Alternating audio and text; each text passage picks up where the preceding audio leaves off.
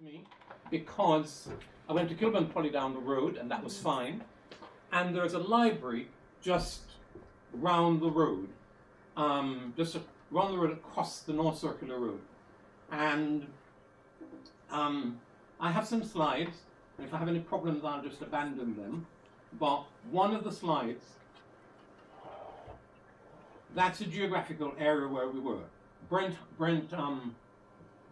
Brent Reservoir is there, and right there is a library. That's where Neasden Library was. Okay. And right, my little town had a library that wasn't worth calling a library.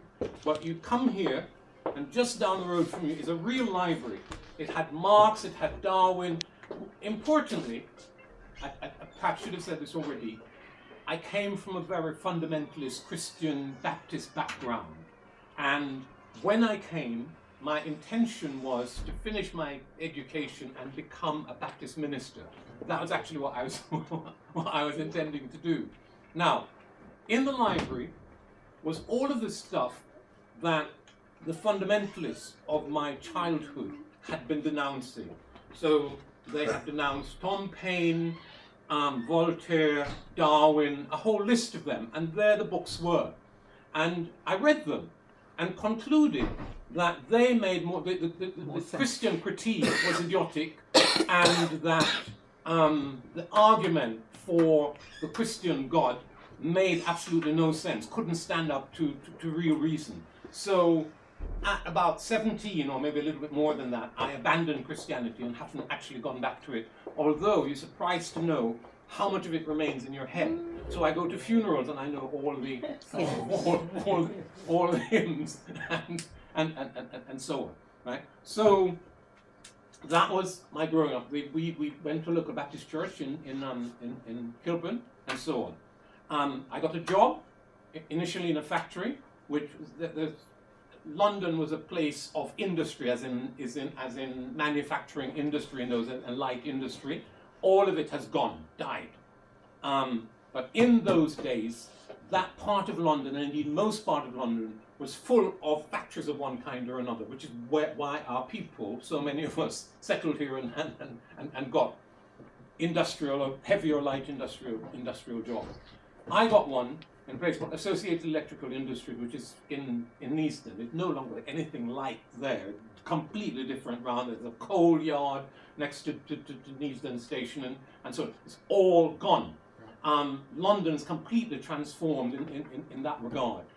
There was that part of where I lived in Cricklewood, Neasden, was full of a big office that belonged to a firm called Smith's. My sister worked in the office. My mother sometimes worked in the factory. But it was gigantic. It filled almost the whole area. Maybe a square mile or more of the place was Smith's. Where is Smith's today? God knows, but it's all gone, right? And that's characteristic of what has happened in the economy in the period that we came here and since. And it's relevant to Brexit, because British industry was dying on its feet. It was dying in part because British capital doesn't invest domestically, it invests abroad.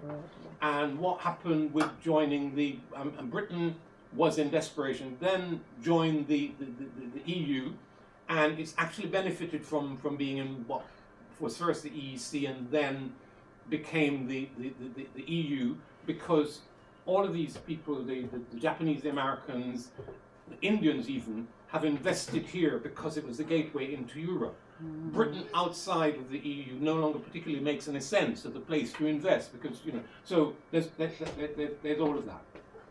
So I worked there for a few months because I noticed in the paper that there's an open exam for the civil service. It was only for a clerical assistant, but I sat the exam and got in, and they put me in the Department of Inland Revenue.